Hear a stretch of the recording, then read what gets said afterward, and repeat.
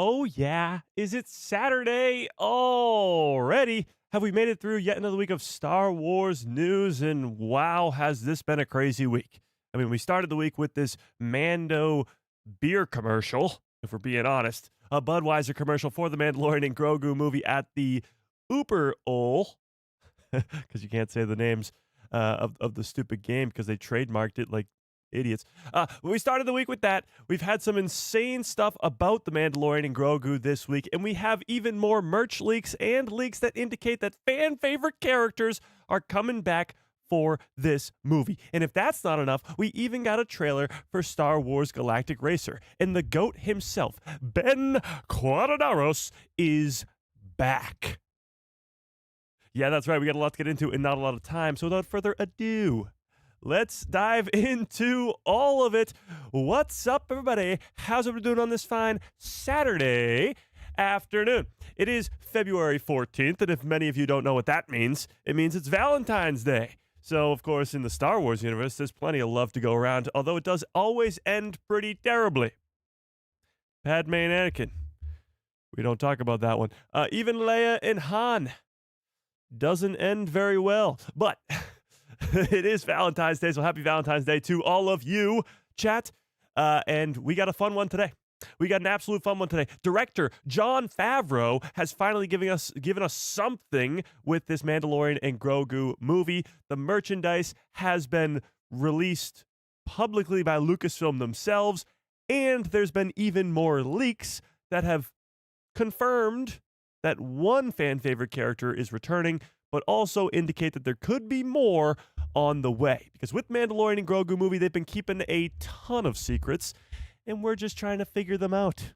That's our goal here, a ton of secrets. So let's dive into all of it. But first things first, we got to say hi to everybody in the chat, shall we? Nathan, how we doing? Mando United, what is up? Dale Skywalker in the building. Holly, what is up? That Dave that loves Star Wars, great name. How we doing?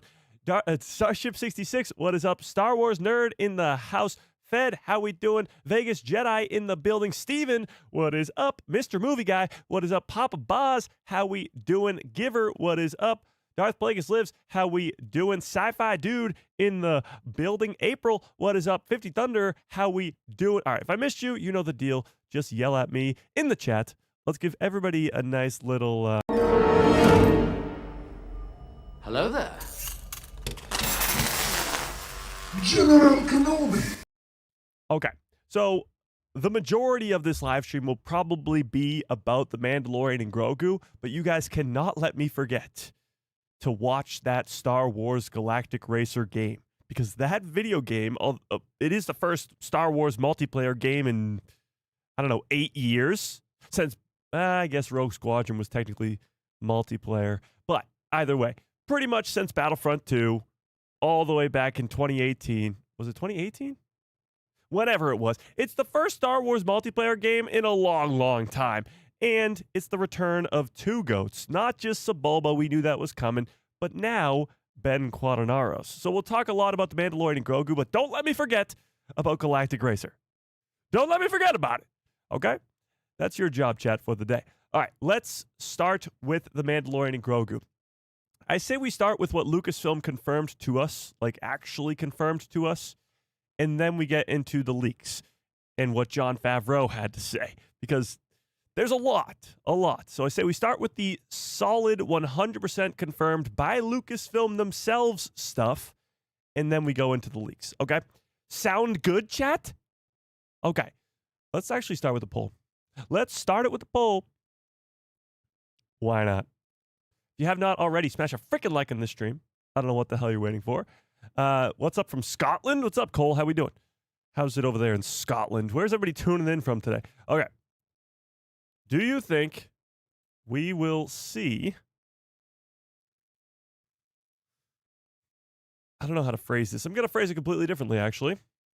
Do you think we will see, I guess it's the exact same way, we will see cameos in the Mandalorian... Oh my God, I can't type. Mandalorian, there we go, and Grogu movie? Yes or no? And by cameos, I mean like Luke Skywalker in season 2 of The Mandalorian. Yes, it fits the story. It's not just thrown in there for no reason, but that is a cameo. Let's be honest, it is. Or a Bo-Katan in that season, or an Ahsoka in that season. I guess Boba Fett kind of goes on to get his own shows, and he's probably in half the season. So I guess that's a little bit different. But either way, do you think there will be cameos in this movie? Because the leaks today suggest that's a high possibility. But let's start here. Let's start with this official article from StarWars.com. All the way over at StarWars.com. Let's start there. So, Star Wars Most Wanted campaign unveils the first merchandise for the Mandalorian and Grogu. So it seems as though maybe it's due to the backlash of the big game commercial, of the Budweiser Tauntauns on Hoth commercial. Or maybe it's not. Maybe this was their plan all the entire time. Either way, the marketing has ramped up drastically this week. Drastically. So, hang on one sec. Okay, that's much better. Sorry. Either way, the marketing for this movie has gone through the roof over just the last 4 or 5 days. And new rumors suggest, new leaks have said from multiple very, very, very, very reliable sources, The Hollywood Reporter and others, that we are getting a trailer for The Mandalorian and Grogu this week.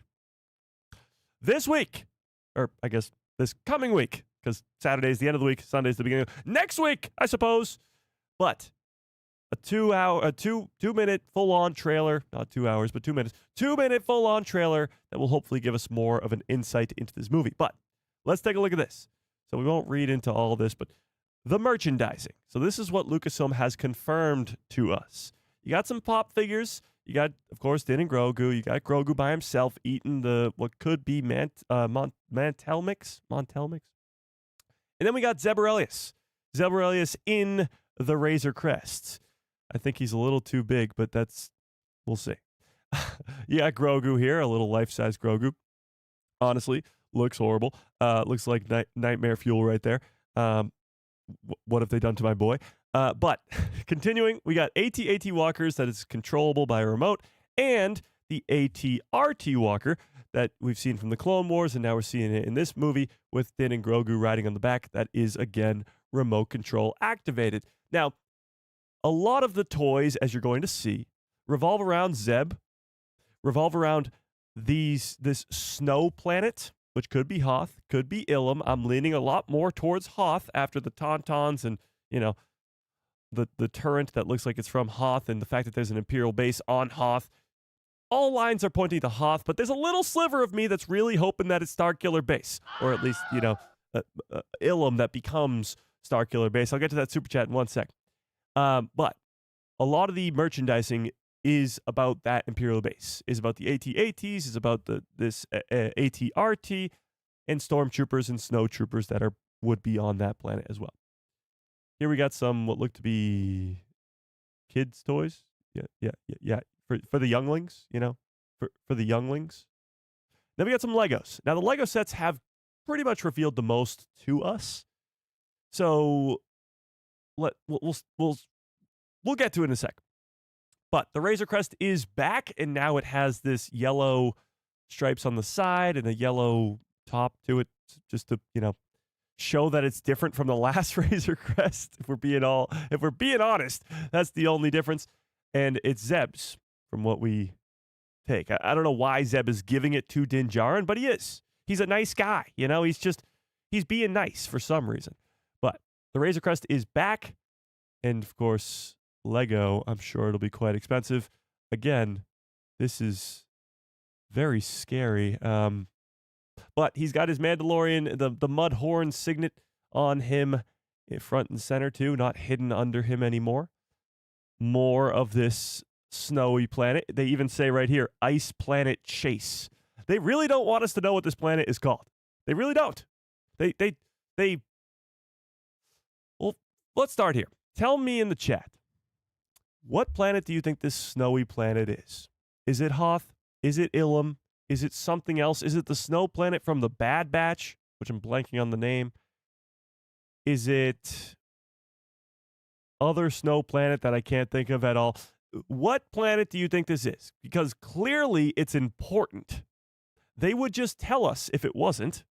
So the two that, again, come to mind are Hoth and Ilum, because those two would be important. Hoth for the first time since 1980 in The Empire Strikes Back, or Ilum, which eventually becomes Starkiller Base. That's a huge plot point in the sequel trilogy. So either way, it has to be an important planet, or else they would just tell us. And right now, they're not. They're keeping it a secret. Ice Planet Chase. Ice Planet. Tell us the freaking name. I'm seeing a little bit of a mixed bag in the chat, but a lot of people hoping that it will be Ilum, just as I do. I mean, Ilum has the backstory of it being the planet where younglings went to get their kyber crystals, so we saw it all the way back in the Clone Wars. It's in the Cal Kestis games, Jedi Fallen Order and Jedi Survivor, and it eventually becomes Starkiller Base, so it makes sense for there to be an Imperial presence there. And if Din Djarin happens upon Starkiller Base, I feel like that makes it better. When you watch the battle for Starkiller Base in The Force Awakens, now you'll have that prior knowledge of Din and Grogu being like, well, they would have been there. If they're on the planet, they would have been there and could have been the ones to, they might be the Fives in this scenario. Because Fives in the Clone Wars finds out about the inhibitor chips, pretty much is the guy who could end Palpatine's plans before it even began, and then he dies. So us as the audience is like, holy crap, Fives could have done it, and then he dies. But it could be the same scenario here where Din and Grogu find the secret, the Starkiller Base, and then die. Wait, I didn't mean that. Chat, I didn't mean that. Grogu can't die. I mean, Din Djarin, yeah, sure, maybe. But not Grogu. Okay, continuing. We got a bunch of different Grogu things here. He's firebending there. He's sleeping there. He's pretty much the Avatar, for being honest. He's sleeping in his pod. I don't know what's going on here.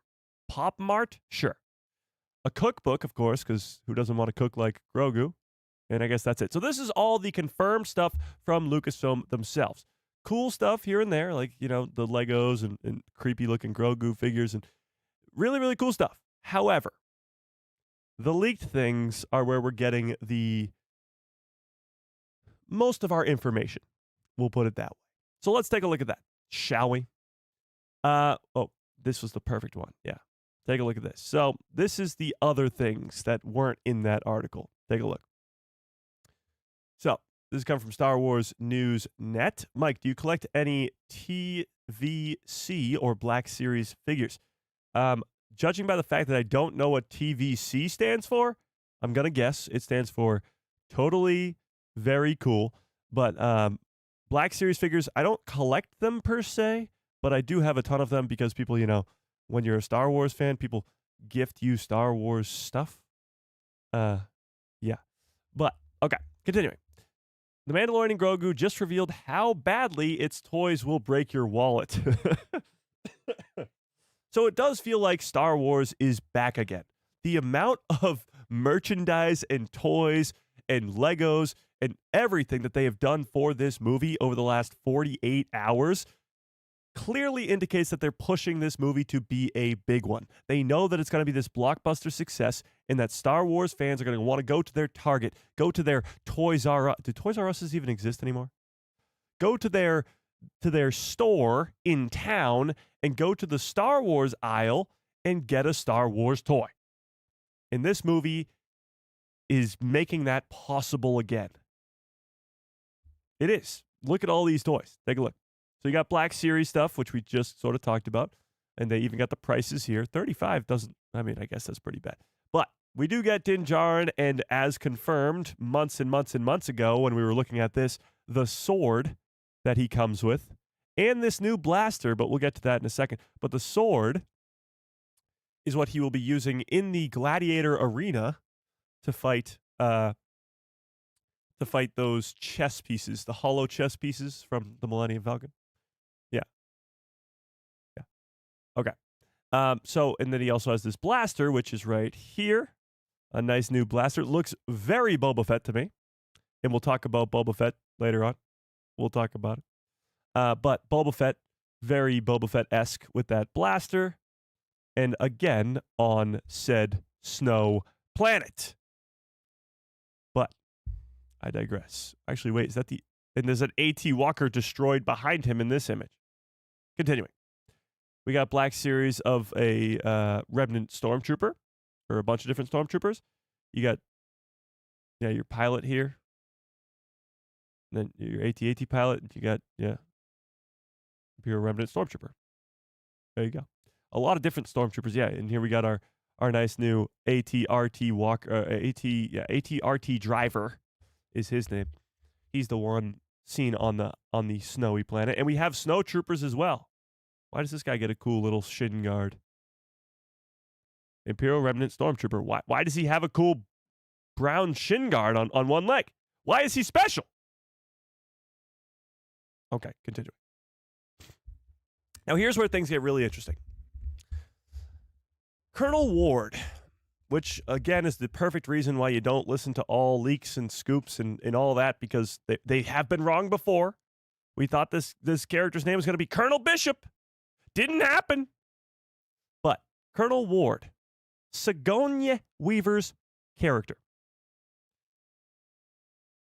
Her Black Series figure comes in an X-Wing suit. Now, this is a surprise to be sure, but a welcome one. Because as we know, this character is going to have a pretty small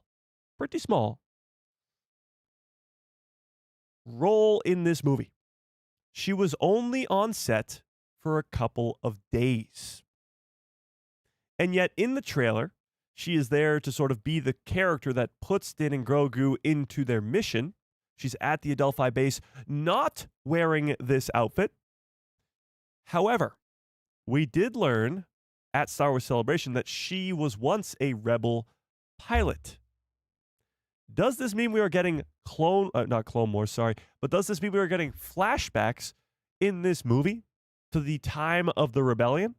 To the time where we get a younger version of the Colonel Ward character? Or is she just putting the boots back on, putting the suit back on, and getting back into action? I hate to break it to you guys, because I know many of you guys are big Sigourney Weaver fans, and I am too. But it is highly likely that she is an absolute goner in this movie. Yeah. The fact that she's hopping in an X-Wing means that X-Wing is likely to go kaboom. She's only on set for a couple days. She doesn't have a big role in this movie. It's very, very likely that she's a goner. But hey, tell me in the chat if you disagree. Tell me what you think. Is she going to die in this movie? And why do you think she's wearing the X-Wing getup here? Is it flashbacks, or is this real Mando-verse time Sigourney Weaver in action? There's another X-Wing pilot, which we'll get to, but I think she's dead. Mike, you really like death? No. Incorrect. Let me clear the air. I just say it how it is. You guys just all want your favorite characters to stay alive. You guys want to live in this rainbow Wumbo land, okay? Full of Wumbo. I don't even know what Wumbo is. But you want to live in this fantasy land where everybody lives and everybody's okay and everybody... No. I look at the facts, okay? I look at the facts. And the facts are Sigourney Weaver is barely on the set at all. And she's in an X-Wing pilot suit. We're either getting flashbacks or she's 100% dead. But I just like to be realistic. You guys like to just live in your fantasy land. Okay, so those were all of them in packages. Sigourney Weaver's character actually only comes with the helmet and nothing else. Din and Grogu, of course, coming with the most accessories. A vibro blade right there, a blaster, his new blaster that looks very Boba Fett-esque, and the sword and a jetpack. And then those just come with blasters as well. Okay, then we get into some pretty cool other stuff here. the vintage collection. Oh, TVC, the vintage collection. I understand it now. I get it now. Okay. But again, Din Grogu or Din Djarin himself coming with that sword right there and this new blaster. Here's something very strange. What are your thoughts on this, Chad? IG-11, who at the end of season 3 was rebuilt to be the Marshal of Nevarro, he's getting his own toy for the movie. Actually, technically, it's not for the movie because it says The Mandalorian right there, and this one says The Mandalorian and Grogu. But do you think we're seeing IG-11 in this film? It would make sense. Here's the thing. They have to deal with the character of Greef Karga. Sadly, Carl Weathers passed away. And they have to deal with his character. They can push him off screen, put him on some secret mission, but I think the best bet or the best way to go about it is to kill his character off, not in like a I kill everybody off way, but kill his character off in a way that helps the plot of the movie, and then take the time to give him a funeral. Like, give him a send-off, not just the character, but the actor as well. Much like they did with Chadwick Boseman in the second Black Panther movie, Black Panther Wakanda Forever. They could do a very similar thing with Carl's character. And my thing with this is I think Nevarro could be the catalyst for how this all goes on, for how Din Djarin gets wrapped up in all this, because right now he doesn't really have anything to fight for. Season 3 of The Mandalorian was pretty much a happy ending. The guy that he's been fighting for the last 3 seasons, Moff Gideon, blows up in a fiery explosion. They reclaim their home world of Mandalore from the bad guys, and they win the day. He goes back to Nevarro, adopts Grogu, and now they're just hanging out, helping out the New Republic. There's not really much conflict there. So however this movie begins, there needs to be something that hooks Din and Grogu back into the conflict. And a attack on his home, attack on Nevarro, would do just that. And it would allow you to kill off Greef Karga's character in a way that helps the story and give him a send-off, a rightful send-off for the character and the actor. And I guess, in turn, the character of IG-11 will go bye-bye with him. That's just how I see it. That's how I see it.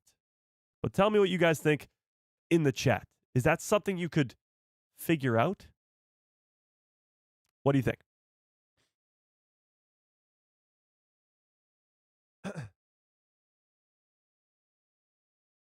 The funeral scene would give some closure? Yes, absolutely. Yeah. Abso-fruitly.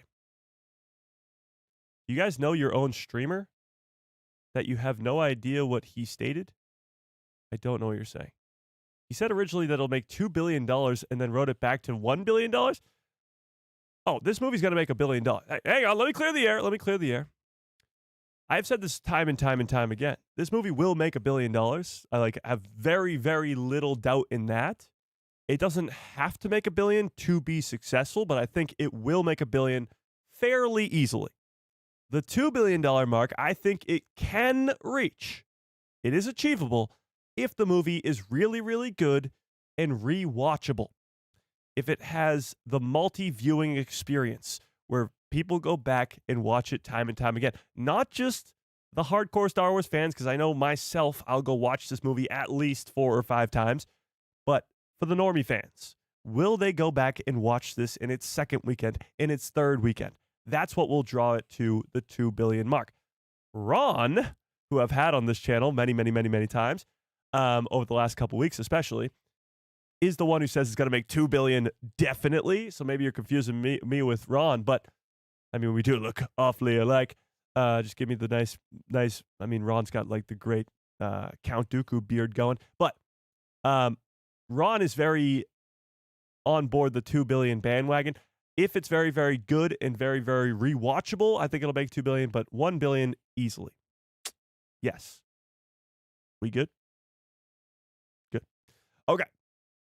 But IG-11, the Marshal of Nevarro, the new Marshal of Nevarro, do you think he'll be in the movie? Yes or no? What do we think? What do we think? This is where the fun begins.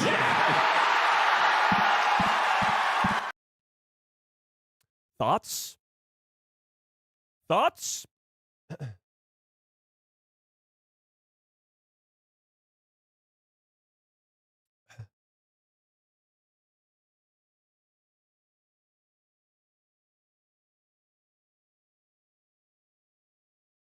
I think so. Well, the one thing that I guess makes me think it won't be is the fact that it has the Mandalorian, just the Mandalorian thing up there, and this one has the Mandalorian and Grogu. So, that, the big indication would be if Nevarro's even in the movie, because I guess in turn they could do the entire thing off of Nevarro, but we shall see. I don't think this movie makes $750,000. Well, that would be pretty devastating. That would be pretty devastating. If it doesn't even make one singular $1 million, that would be pretty rough. I think we'd have a pretty bad bad time as Star Wars fans if that's the case. Doesn't even make $1 million. That's crazy. Okay, but continuing. So finally, we get our AT-RT new Stormtrooper looking guy on an AT-RT walker, which I believe that Din and Grogu are gonna steal from him. But we got this from TVC. Totally very cool. The vintage collection. We also got our AT-AT driver, who's again likely to die to Din Djarin when he, takes over the AT-AT and then blows it up. We got our remnant troopers. Again, for some reason this guy's really cool and gets the brown shin pad. I don't know what kind of mission he had to accomplish to achieve such high rank. Of course, it's Nerf for nothing. Is this Nerf? Yeah, it is. It's Nerf for nothing, chat. It's Nerf for nothing. Yeah, more Nerf guns here. More Nerf guns. More. Okay. A snack attack, of course, naturally, as one does. Is this like the new version of a McDonald's Happy Meal? Like, I'm not quite sure. Action verse. More figures. We got a Zeb Orrelios. This one honestly looks the most like Zeb from Rebels.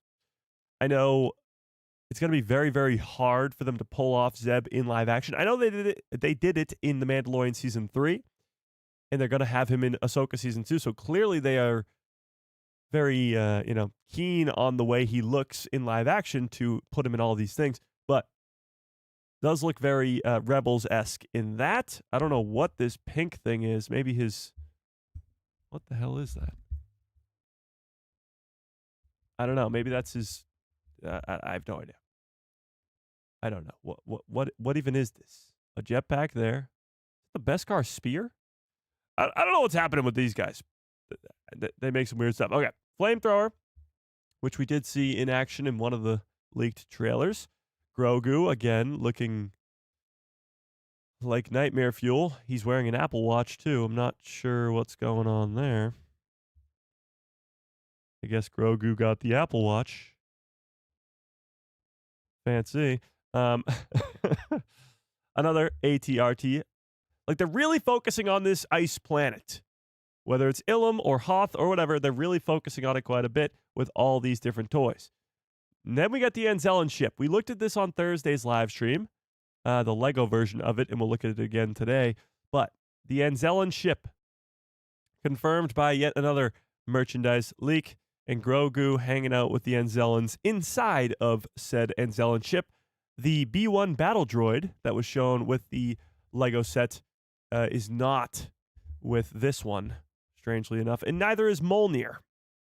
But we are introduced to our, new character, the guard droid that we haven't really seen much of, or at all, until today. So this guy right here looks like a B-1 battle droid, but honestly, I think he might be a bounty hunter of sorts. But we have this version of him, and I believe there's a pop figure of him as well. But I'm not quite sure where that is. Let me see if I have it really quickly. I do not. Somebody sent it to the Discord, I think. If you are not yet in the Discord, go join that Discord. There's a link in the description below.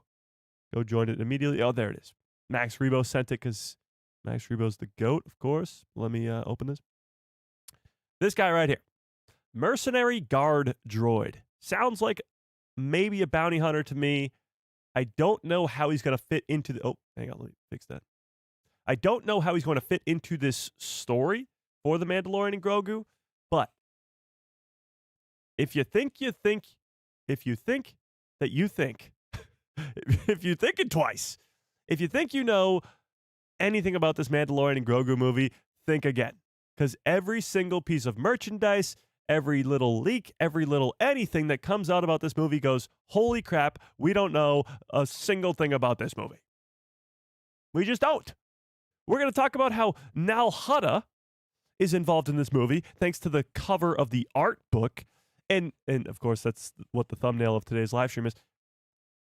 And I didn't think we were going to Nal Hutta in a million years. So you got stuff like this. This mercenary guard droid that they're making a pop figure of, which means big enough to be a character in the movie to have enough screen time to get a pop figure for. And action figures, because we were just looking at this.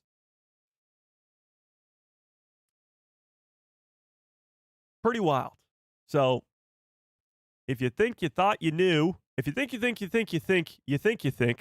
stop thinking, okay? Just stop it. Stop it entirely. I got a bad feeling about this. Okay. Continuing. We got a Mandalorian. I'll get to the super chat in a second.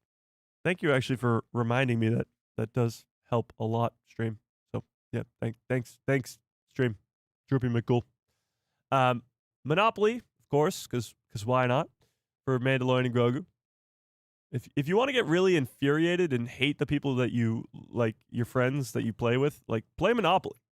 If you want to spend 5 hours hating everybody around you in the same room, if you want to waste an entire evening of your life just angry and depressed, get Monopoly. Okay. That's my pitch. So hopefully Monopoly's not going to, try and become a sponsor because that'll be my ad. I've never had a good experience with Monopoly. And here he is firebending again, of course, naturally.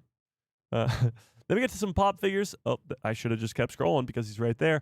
You got Zeb by himself, Zeb in the Razor Crest, Grogu in the pod. I guess nowhere on here. Wait, the pod has... I don't know. That's a little strange. This is a different looking pod, and it has some sort of levers on it. Is this a speeder for Grogu? Because that would be pretty epic. Fearless with a 23-month membership. That's insane. I appreciate that quite a bit. Super Chats memberships keep the lights on over here.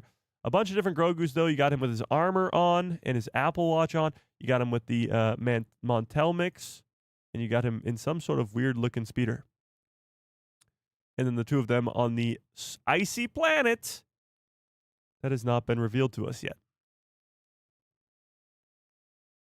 Then we get the Lego sets. The Razor Crest, which we know. And this is where the fun begins. This is indeed where it begins. Because, let me open this up in a brand new tab. This X-Wing fighter, New Republic X-Wing fighter, comes with 2 characters and a droid. A New Republic astromech. Wow, they didn't even give him a name. How disrespectful is that? His name is just New Republic astromech. That's crazy.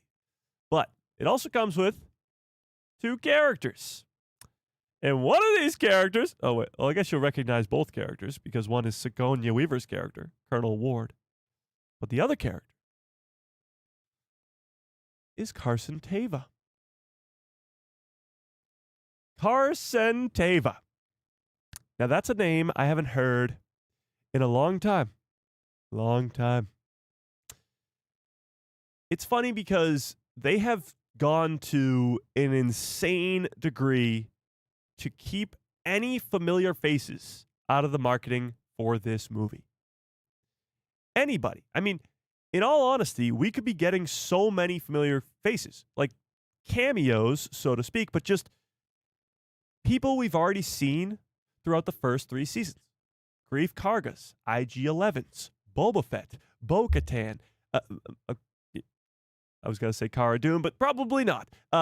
Either way, familiar faces, familiar characters, the Armorer, people who have been established as characters to Din and Grogu in the first 3 seasons are likely to be in this movie. But for some reason, they have been keeping them all out of the marketing for this film. So when something like this comes across our desks and Carson Teva is in a Lego set, things get very interesting. Very interesting. Why would they be keeping a character like Carson Teva a secret? Why would they keep him out of all the other marketing, but only in the leaked image or leaked X-Wing Lego set that comes with Colonel Ward in an astromech? Now, Carson has sort of been the glue for this Mando-verse. He's a character who's shown up in not only The Mandalorian, but he also showed up in Ahsoka. Is he in the Book of Boba Fett? I think he's in the Book of Boba Fett, because he's in the... maybe not. Either way, he's in at least a few of the... He's in all 3 seasons of The Mandalorian, but he's in at least a few of the Mandoverse shows. He's in Ahsoka, I know that for a fact. Last time we saw Carson, he was with Hera Syndulla on a, anti-New Republic mission to go help Ahsoka on Cetos. And that's where they confronted the Eye of Sion, and many of them died. But Carson Teva is a connective piece. He's a connective piece to the Ghost crew and to the New Republic itself. And maybe that's how we connect this to Ahsoka Season 2, with Zeb going to Ahsoka Season 2. But either way, they're keeping plenty of secrets about this movie, because if Carson Teva's in there, who else could possibly be in there? What other familiar faces from the first 3 seasons are going to be involved in this story?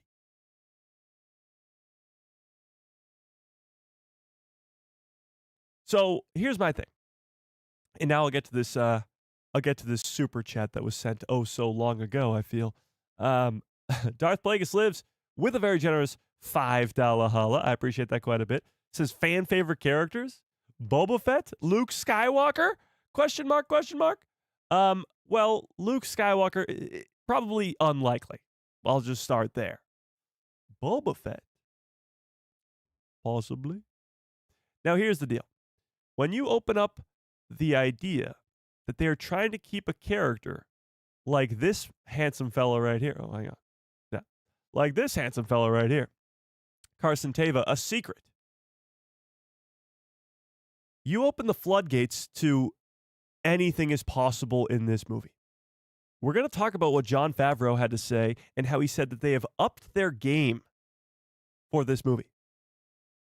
The actor under the mask for Din Djarin, Brandon Wayne, and completely blanking on his name. Somebody help me out in the chat, please. Complete brain fart. But Brandon Wayne calling this movie franchise changing. You don't have something franchise changing and upping your game and better than the show that's not bigger than Luke Skywalker showing up at the end of season 2, Boba Fett showing up in season 2, Ahsoka's first ever live action appearance, Bo-Katan, the reclaiming of Mandalore. Like, all of that is enormous. The Mandalore stuff in season 3 is a culmination of decades of storytelling with the Mandalorians. This entire fight for their home world. It's the end of it. Or at least, so we think. Lateef Crowder, thank you, yes. Lateef Crowder is the other man under the mask for Din Djarin. But what are the chances? Let me ask you this, and I'm actually going to put up a poll. What are the chances that we see Boba Fett?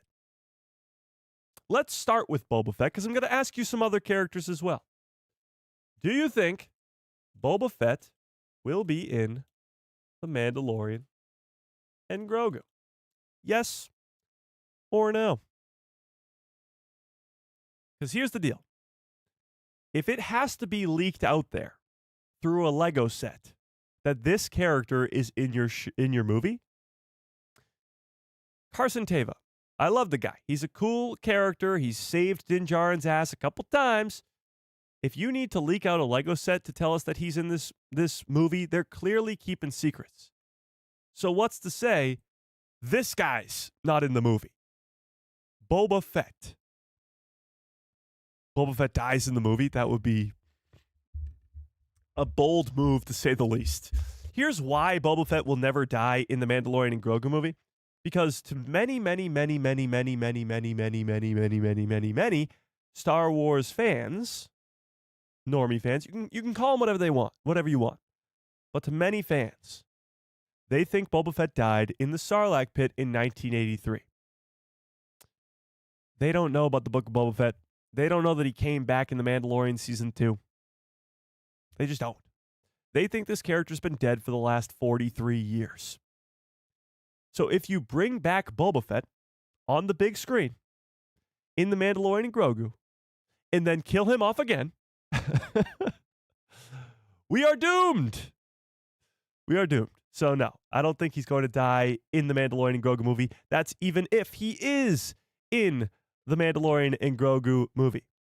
Now, granted, Boba is an older character, and I think he will die eventually in the Mandoverse timeline. I think his death would serve better as, I would believe, the end of trilogy death. Yes, the end of trilogy death would be my ideal one for Boba Fett, because I don't think he's going to survive to the sequel trilogy. He is older than most. He'd probably be around... Actually, he might... The Sarlacc pit makes him look older. I feel... He's... how old is he in the Clone Wars? He's like a teenager, right? So he'd really only be like maybe in his 40s? I guess he's not that old. 40s or 50s, maybe. But yeah, that's kind of young. Like, he could survive to the sequel trilogy, I suppose. But either way, I don't think he will. Because a character like that, I feel like, would appear at some point in the sequels. But either way, if Boba Fett is in fact in this movie, I don't think he will die in the movie. Now, right off the bat, 60% of you guys do say that, yes, you think Boba Fett will be in this movie. If that is the case, because we just got confirmation that Carson Teva's in the movie, then you are opening the idea to many others. As Darth Plagueis Lives said in his very generous super chat, what about Luke Skywalker? What about Leia Organa, who was teased to us in Ahsoka Season 1? C-3PO, R2-D2, who I guess would come along with Luke Skywalker. And let's not forget the Millennium Falcon. We spent the majority of this week talking about how Bespin is going to likely be in or around this movie because of the Smuggler Run ride. The Smuggler's Run ride with the Millennium Falcon, Hondo Ohnaka, and whoever the hell is piloting the Millennium Falcon, which is likely to be Han and Chewie, are likely to be in this movie. The events of that ride take place directly off screen from the film, meaning that the second Death Star, Coruscant, and Bespin will take place directly off screen from this movie. Or at least the events of the Smuggler's Run ride will. So do the events right next to those take place on the big screen? Are we going to Bespin? Are we going to the second Death Star destruction? Are we going to Coruscant in this film? Is the Millennium Falcon going to be there with Han Solo and Chewie piloting it? They are keeping so many secrets. And this honestly makes me think this is the real reason as to why they are not marketing this movie so much. Like, they're waiting so long to start marketing it because leaks like this happen. It took us until February 13th, because it happened yesterday. It took us till mid-February to find out that Carson Teva is in the Mandalorian and Grogu movie. Omega would be cool. I'd love to see Omega. I don't know how she would fit into this movie, but I'm fully down for it. Omega would be great. But think about that for a second. It took us until 3 months before the release of this movie to find out that Carson Teva, who is not really even that big of a character in Star Wars, let's be honest. He's an X-Wing pilot and a side X-Wing pilot at best. Love the guy. I love Carson Teva, but he's a side character. It took us until 3 months before this movie to figure that out. What else are they hiding? What else are they hiding? Now, Boba Fett is a very likely option because of the two's relationship in the past. Din and Boba have been, buddy-buddy. Din Djarin helped him out with his issues on Tatooine and Cad Bane and the Pikes. That's the whole plot of Book of Boba Fett. And Boba has helped Din Djarin go re-save Grogu. So these two have been through a little bit together. So I would love to see Boba Fett in this movie. Absolutely love it. Ron with a very generous $5 holla says, Mike, so you think Boba will show up in The Mandalorian and Grogu? I'm kind of back and forth on it. I'd say I think it's more likely that he will at this point. With the idea that they are keeping an insane amount of secrets from us, and I think there's going to be plenty of surprise appearances in this film, Boba Fett makes sense to be one of them. 100%. Cobb Vanth. Cobb Vanth is a cliffhanger, a loose end, if you will, from the Book of Boba Fett that hasn't been explained in what? 4 years? When did the Book of Boba Fett end? 2022? 4 years. 4 years ago, we learned that Cad Bane strolled into town? Yeah, strolled into town, gunned down Cobb Vanth, and he survived that in the back to tank at Boba's palace. Not Jabba's palace, Boba's palace. And since then, we haven't seen him again. We actually haven't seen Boba Fett again since then either. So it's been quite a long time since these fan-favorite characters, Boba Fett's a fan-favorite character, have shown up on screen. So to answer your question, I guess, Ron, yeah, I do think he'll show up. I think the likelihood, the percent chance of him showing up is probably, I'd say 60-40, maybe 70-30. Like 70% he will show up, 30% he probably won't. But I personally really hope he is. 100%. Yeah. George Lucas needs to come back. No. As much as I love George Lucas, he is the GOAT himself. There's a reason he sold the company. There's a reason he retired, we'll put it. How long has it been now? 13 years ago. Yeah, 13 years. Not going to happen. A huge chunk of humans have Boba Fett tattoos. I mean, yeah, but the way you phrased that was like crazy. A huge chunk of humans. This is where the fun begins.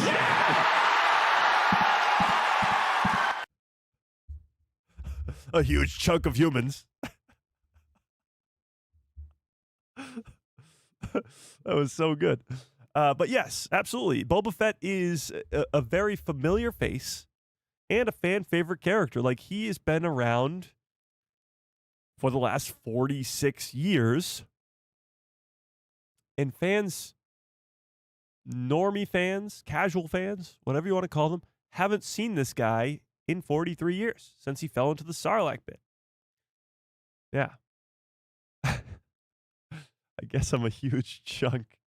Yeah. Mike, is Luke Skywalker more likely to show up than Boba Fett in the Mando movie? Oh, in a Book of Boba Fett or season 2, are you saying? Or Mando movie? More likely the Mando movie. The only reason he shows up in the Book of Boba Fett season 1 is because they had to wrap up that arc. Right now, Luke has no reason to show up in a second season. Yeah. Yeah. I'd love for George Lucas to come back and generate ideas and story treatments that they could build off of. He doesn't need to have a big role, but I wouldn't mind to see him have some more concepts from him infused into the storytelling. Yeah, no, I wouldn't mind that either. I just don't think he wants to do that. The best we're going to get from George Lucas in terms of him involved in any Star Wars storytelling at all is Dave Filoni. The two of them are such close friends that we've seen in recent past George Lucas on the set of The Mandalorian, or on the set of was he on the set of Ahsoka? He was on the set of something else too. But because his good pal and apprentice, as we like to call him, Dave Filoni, is also on the set. So the only real big connection or draw that George is going to have to Star Wars now is when Dave Filoni calls him and says, "Want to come to set?" or "I need your help," or "What would you do here?" Or like that would be the only place that he's involved. Yeah.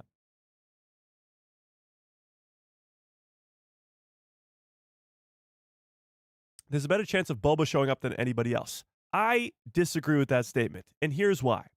I believe that there is one other character that is more likely to show up than Boba Fett. I guess a character who arguably is a main character, or the main character of the third season, and that character is Bo-Katan. Tell me in the chat, do you think Bo-Katan Kryze will be in the Mandalorian and Grogu movie?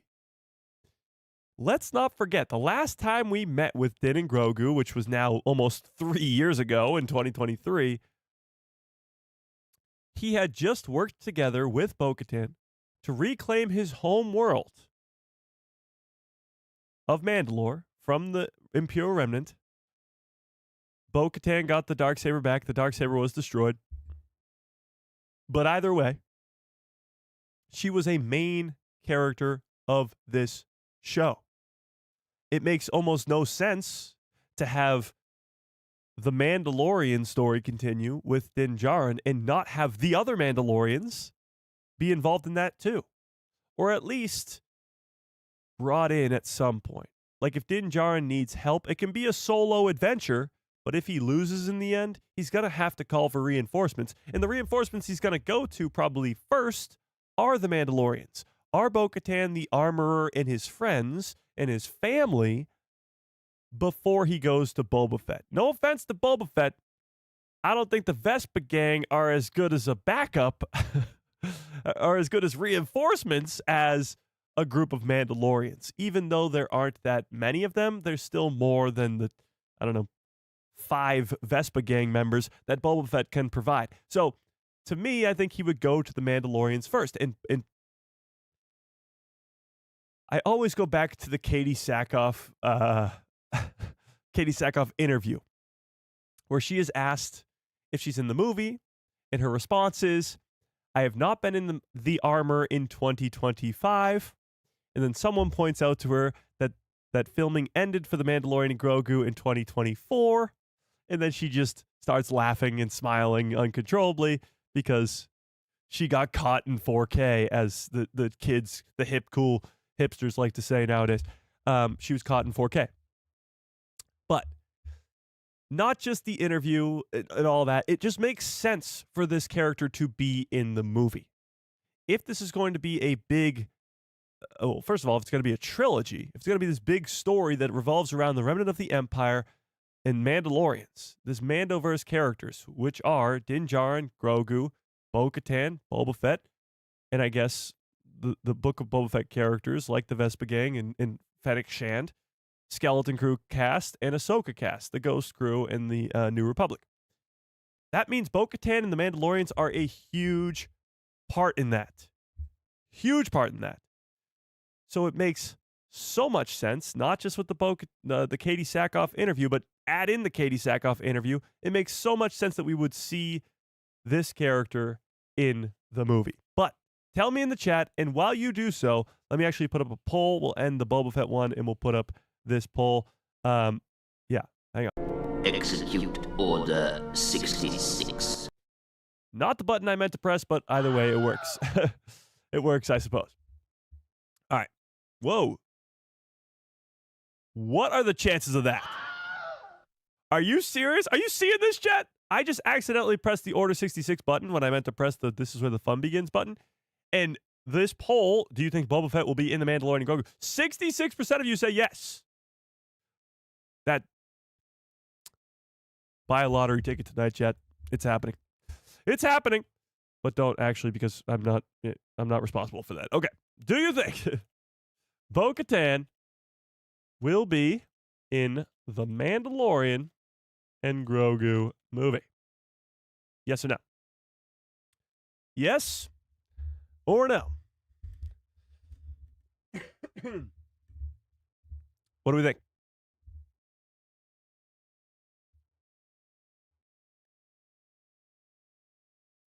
Yeah, I mean, if Boba Fett comes across Luke Skywalker or Han Solo, that's an interaction I want to see. But I don't know if that will happen.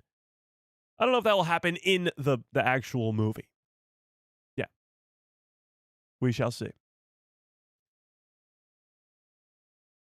Okay. But I'll leave that up there for a little bit. Right off the bat, though, 60% of you guys do say yes. So we are leaning more towards yes, the fact that there will be more of these cameos, or for lack of a better word, fan favorite characters being involved in this movie. Characters who it makes sense for their stories to continue in the Mandalorian and Grogu movie, especially because they were main characters in the Mandalorian and Grogu. So with that being said, I believe we got to all of it, right? Yeah, Carson Teva being in this, in the Lego set is very, very big. Why is this so far zoomed in? What the heck? Okay. Odd. Oh, yeah. Well, let's finish off this article, and then we'll get to what Jon Favreau said, because it kind of does indicate the exact same thing. So continuing, we got the Carson Teva in the Lego set. We got the Anzellans in the Lego form. Grogu right there in Lego form, which gives us our B1 battle droid, Mjolnir, which we looked at on Thursday's live stream. Mjolnir just casually hanging out in Star Wars. Golden scissors, just for fun. A red cup, because why not? The Anzellan ship. Pretty cool Lego Anzellan ship. The AT-RT Attack Lego set, which, again, the icy planet, which they will not tell us what it is. Looks very Hoth-like with this turret, at least. Continuing. Blockheads, of course, because why not? Anzellan, Grogu, AT-RT Trooper guy. Din Djarin looks like he's going to shoot Colonel Ward. Maybe that's how it goes down. That would be devastating, but there you go. And that's it. Okay. So we got the official ones, the leaked ones. Now let's talk about what Jon Favreau had to say. Because Jon Favreau, of course, the director of this movie, has been pretty silent, to say the least, when it comes to this movie. I mean, the marketing has been silent as well. Whoa, we're 50 days away? 50 days away from the Mandalorian. I'm sorry, 50 days away from Maul Shadow Lord. We are just under 100 days away from the Mandalorian and Grogu. So let's take a look at this. Jon Favreau talks making the Mandalorian and Grogu for the big screen and hints at details to come and reflects on his Star Wars journey. Speaking at an event that marked the announcement of new toys and merchandise lines for the upcoming Mandalorian and Grogu film, Jon Favreau spoke to Polygon and others about the difference in creating a Star Wars story for the big screen, what those stakes are, and how he feels as we near the release of the film. Apart from the teaser trailer that released last year in September, a few additional seconds of footage in theaters, which is like Din Djarin in the gladiator ring and him with a flamethrower, and a super spot at the big game. There hasn't been too much in the way of marketing for this Mandalorian and Grogu yet. Key word here is yet, because the floodgates have been opened. Favreau himself alludes to more hints and clues that come in the near future, which we expect means a full trailer hopefully very soon. And the latest and greatest in terms of that is that we will be getting the latest rumor, and again, it is just a rumor, say that we're getting a new trailer this coming week, which would be great. Well, Favreau is certainly no rookie when it comes to developing massive films. He does address some of the unique technical challenges of creating The Mandalorian and Grogu with a new to the character medium. So if you don't know, Jon Favreau, when it comes to making movies, just movies in particular, he's pretty good at his job. You know, he made arguably the greatest Christmas movie of all time. One of the greatest, I'll say, because, you know, people get pretty... It's like Star Wars. People get pretty angry when it comes to Christmas movies. But he directed the movie Elf. You know, great movie. He also kickstarted the thing... Have you ever heard of this, chat? I think it's called the MCU, I think. I think it stands for Marvel Cinematic Universe. They're like these small movies. They're about these superheroes. I know, crazy, weird thing. But it's this long-running series for the last, I guess, 18 years. But Jon Favreau kickstarted that universe. Pretty wild. Kickstarted that universe with Iron Man. Iron Man 1, if you've ever heard of that one too. Robert Downey Jr., he's Iron Man. I know, these are very niche things I'm talking about, but still very, very good at directing movies. We'll put it that way. So when it comes to directing a Mandalorian and Grogu movie, it's not like we have a rookie in the directing chair. We got a pretty, experienced guy. So here's what he had to say. With Star Wars, we have to execute that at that tech level. Star Wars has always been an innovative thing when it comes to making movies. So the challenge becomes, okay, we've presented a cinematic experience on the small screen, because if you go back and watch The Mandalorian, I don't know where this weird narrative of The Mandalorian looks bad came from. Go back and watch The Mandalorian on Disney Plus, all 3 seasons. It looks like a movie. On the small screen, we have to up our game now to the movie theater.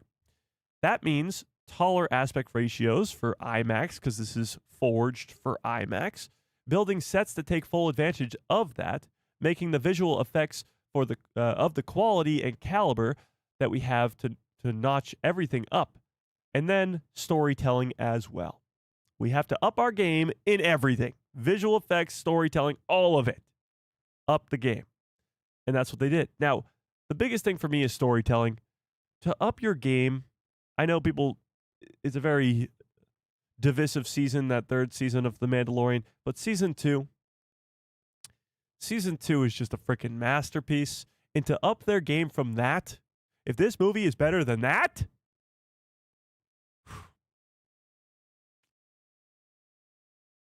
we're in for quite the ride, chat.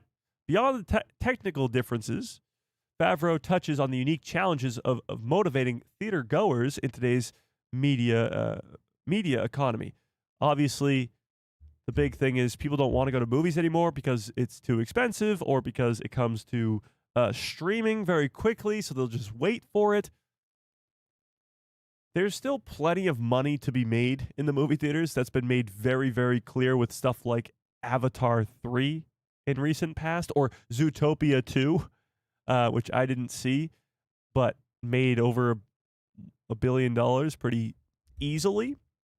But that adventure has to fill up the screen and has to be something. At this moment in time, when so much is competing for attention, you're going to have to stop what you're doing, and you're going to have to go to a movie theater, and you're going to have to sit down in that movie theater, and you're going to have to be able to pause it, or you're not going to be able to pause it, the show or movie that is, and you're not going to be able to eat the food out of your refrigerator because you're not at home. You'll have such a good experience that you say, this is worth my time. Let's go again. I want to bring you. You should see this. This is what I was talking about earlier in the live stream. The difference of a movie that makes $500 million versus $1 billion versus $1.5 billion versus $2 billion. The difference is it worth your time? Are you going to go see it again? And will you bring others to go see it? Will you recommend it to others? Will word of mouth be a big deal for this movie? And Jon Favreau is telling us right to our faces that this was a huge proponent of him making this film. This is what made him do this. Not just the idea of making a Star Wars movie, but having it be worth their time and wanting to watch it again and again and again. That's how you make a lot of money in the box office. Details on the film have, been far and few and far between. But we know Din and Grogu are going to be given a mission by a New Republic officer, Colonel Ward, but that officer at some point is going to suit up in her X-Wing suit and maybe even hop in an X-Wing. We also know that the Imperial Shadow Council is shown in The Mandalorian Season 3 will play a role in this movie. We know that 2 of the Shadow Council members will be in the film, but none of that's really been told to us through marketing or merchandise or the trailers. We haven't seen any Shadow Council members. They haven't hinted at any of that. So still, a lot of that is still a mystery. The villains of the movie. Yeah. Favreau touched on some additional known details, but hinted that there's more to come. So here's what he had to say. There's a lot of stuff that people may have gotten clues to. He's in a Razor Crest now, the new Razor Crest, which is the ship that he originally had. It is the same model of ship, but it seems like he's getting it from Zeb or Elias, but I guess that will be told to us in the movie. Grogu has leveled up a bit. This is what I like to hear. We saw that he was training with Luke Skywalker, and now time has passed. So he has got a little of Jedi influence, and then he's also an apprentice Mandalorian. So now it's time for Dad to bring him on his adventures. And pretty soon, there will be a few more clues out in the world, which again indicates that a trailer or merch or whatever, more of that is coming very, very soon. But I want to go back to the Grogu has leveled up a bit. When we first meet the character of Grogu, he's 50 years old, which in his species is not very old, but still, you have to remember that Yoda, you know Yoda? Have you guys heard of Yoda? Yoda was training Jedi. He wasn't getting trained. He was training other Jedi at the age of 100. Which means that at some point in the next 40 to 50 years, Grogu is going to have some sort of growth spurt of some sort that allows him to be at the level that Yoda was to train other Jedi. Now, we have seen Grogu's power level go up quite a bit over the course of 3 seasons. Granted that the help was that he did train with Luke Skywalker, as Jon Favreau mentions here. But we go from meeting Grogu, he's 50 years old, he uses the Force to lift the Mudhorn, and then he has to sleep for like multiple days. While Queel and Din Djarin fix the Razor Crest because the Jawas destroyed it. He sleeps for multiple days. Now he's jumping around, using the Force all willy-nilly, and he's perfectly fine. So we're getting another level up for Grogu going into this movie. He's just getting stronger and stronger and stronger. And of course, the training with Luke Skywalker did help that as well. But do you guys think we could be seeing Grogu do anything crazy? Will he speak? That's a great question. Will Grogu speak his first words in this movie? What do we think? And here's the thing. He's not going to speak like Yoda. He's not going to speak backwards and in riddles. Yoda only does that because of his master. Actually, I don't even know if that's canon or not, but either way, the explanation that we have is because it's his master. His master spoke like that. The other Yoda species that we have in Star Wars is Master Yaddle, and she doesn't speak like that. It's actually Bryce Dallas Howard's voice, and she speaks quite normally.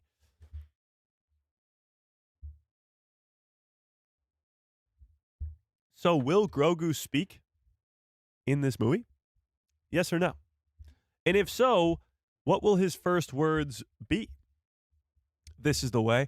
This is the way seems to be, I guess, the fan favorite vote. It would make the most sense because, this is the way is the catchphrase of the Mandalorians.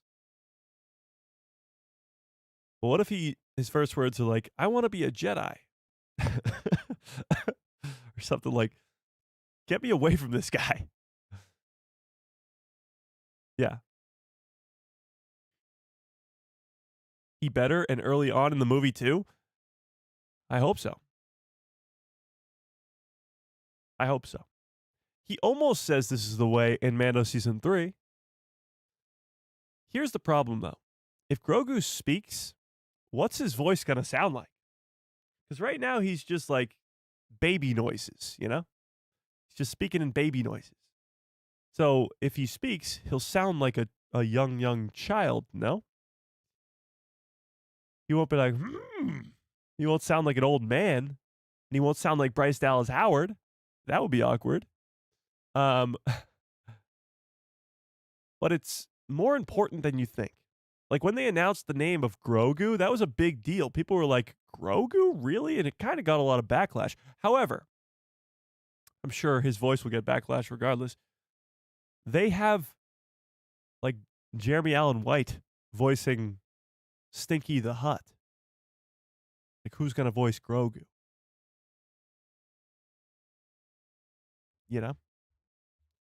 Okay, going back to what Jon Favreau had to say, though. If you're wondering what Jon Favreau's journey of Star Wars looks like in the coming years, he may have given you a clue. I've been working on Star Wars for 7 years now. That's crazy. And to be able to step up and doing it as a film feels like a culmination of what I'm working on. So we've talked about how the Dave Filoni movie is a culmination film of all the different Mandoverse shows, like Skeleton Crew, Book of Boba Fett, Ahsoka, Mando. But this is a culmination movie of all the Mando seasons. And again, that's what makes me think characters like Bo-Katan, characters like Boba Fett, we know for a fact now that Carson Teva are going to be in this film because it is this culmination of all that Jon Favreau has been working on for the last 7 years of his Disney or his Star Wars career. It would make sense. It would make a lot of sense. But that's sort of all he had to say. More is on the way, and they upped their game for this movie. They had to level up from what they got on a show because movies in Star Wars are bigger than shows. Actually, I guess that's an argument to be made because a lot of Star Wars fans would argue that the shows are better than the movies. But that's a whole nother argument for a whole nother time, I suppose. Yes. But all that to say. Actually, let me check. Oh, my God. Well, let me get to that super chat really quickly. Jesus. Ron with a very generous $10 holla. That's insanely generous. Super chats, memberships keep the lights on. $10 is just, whew. This is where the fun begins. The $10 holla says, will Grogu go a little dark? Like he did use Force Choke on Cara Dune. If somebody or something threatens Mando, see, Ron, I like where your head's at. And chat, as I go on, as I go on to say what I'm going to say, blame Ron. Din Djarin's death would be a catalyst for Grogu to go a little dark. There's a reason that he force chokes Cara Dune. We don't know what his time is, or his time is like, in between Keller and Beck rescuing him from Order 66 at the Jedi Temple all the way until, I guess, 25, 30 years later in The Mandalorian, Season 1, when he's with pirates. We don't know what happened from there to there. We have no idea. But what we do know is he comes back, he's rescued by Din Djarin, and immediately he's force choking Cara Dune. Strange. Now, the idea is that maybe, he had some, confrontation, some training, if you will, with a dark side user. Now, there's a few characters that could be. Of course, Palpatine is a good one. Darth Maul, or just Maul, who would be, getting his own show this year.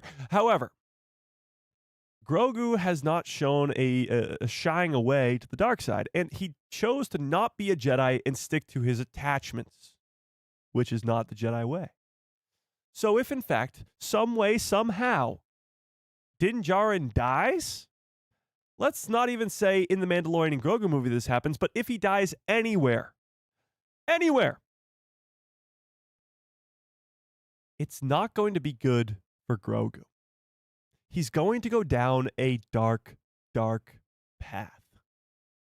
So do I think Grogu can go a little dark? Maybe. I think he could go a lot dark. He chose emotional connection over the Jedi way.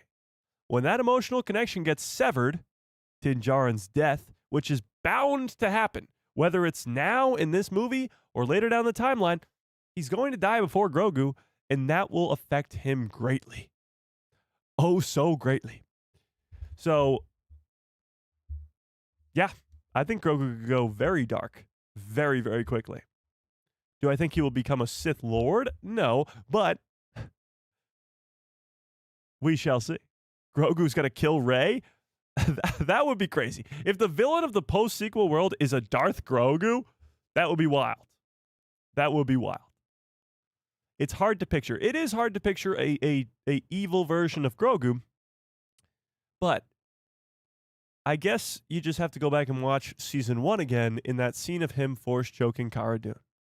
Because he thinks Cara and I believe the scene is Cara and Din Djarin having an arm wrestle, right? They're just having an arm wrestle. And he thinks that she's hurting Din. And this is still season 1. This is still early on in their relationship.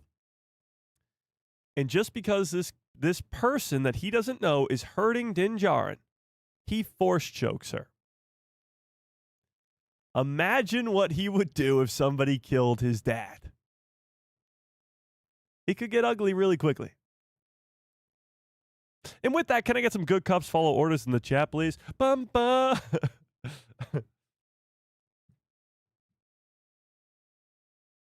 It could. It could get very, very ugly very, very quickly. But I appreciate the super chat. I really, really do. Super chats, memberships keep the lights on over here. So I appreciate that. Now let's talk about this Art of the Mandalorian and Grogu book. Okay?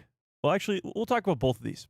So we got 3 new movie tie-in books, or books, for The Mandalorian and Grogu. Also announced the cookbook, which we talked about earlier, the visual guide, which most Star Wars movies come with, and the art of The Mandalorian and Grogu, which doesn't come out until November 3rd, so not for a while. However, and this cover art is not the final, but it is still part of it. Let me pull this up.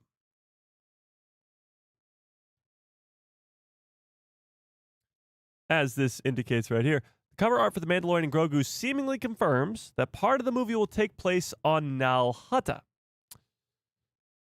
this planet right here, the home world of the Hutt species. Now, this will make a lot of sense because we're getting a ton of Hutts in this movie.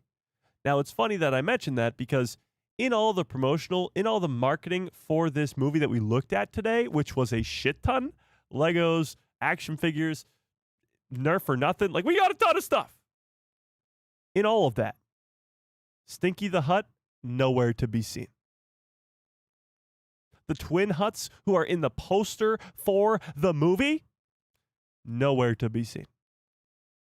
So the fact that this might be indicating that Nal Hutta is in the film, the home world of the Hutts, it makes you think we have no idea what's happening in this film. It really does. It makes you think they're trying to focus on specific things like the ice planet, like the AT-AT and AT-RT stormtroopers, just to make fans look one direction when in the other direction there's something crazy happening that they don't want us to figure out. And my goal before May 22nd is to figure it out. Now, today I sit here on Valentine's Day, on February 14th, having zero idea what's happening. But the connection to Nal Hutta is weird. It's weird. We know that Stinky the Hutt will be in this movie. And that's cool. Jeremy Allen White will be voicing Stinky the Hutt. That's cool. But how does that have to do with the remnant of the Empire? How does that have to do with the Shadow Council? How does that have to do with anything that we think we know is going on in this movie? It has nothing to do with Bo-Katan and the Mandalorians. I guess the twin Hutts did appear to Boba Fett in the Book of Boba Fett, so there's a connection kind of there. But the twin Hutts are on the poster for the movie. Stinky the Hutt is in the trailer for the movie. And there's even a shot from the trailer that shows the Hutt clan symbol. So what the hell's going on here, chat? What do we think? Are we going to the home planet of the Hutts? Nal Hutta? What do we think?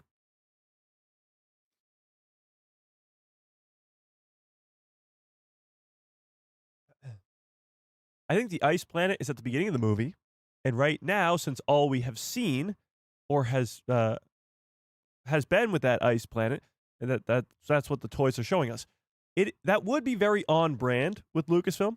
When they promote stuff, when they promote all their new shows and everything, all the trailers, all that stuff only ever has clips from the first couple episodes. So it makes sense that the new Star Wars movie only has scenes in the trailer from the first couple minutes or first couple scenes. That does make sense. I do like that theory. So what you're saying is pretty much everything that they are pushing out to us, everything that they are promoting to us with this movie, with the ice planet, the Imperial base, Zeb, and the Razor Crest, all of that is going to happen opening scene, opening couple scenes. So we open on this snowy planet with Din and Grogu on some crazy mission for the New Republic, and he's blowing up AT-AT walkers. Is this what you're telling me? Because that would be, first of all, an incredible opening sequence.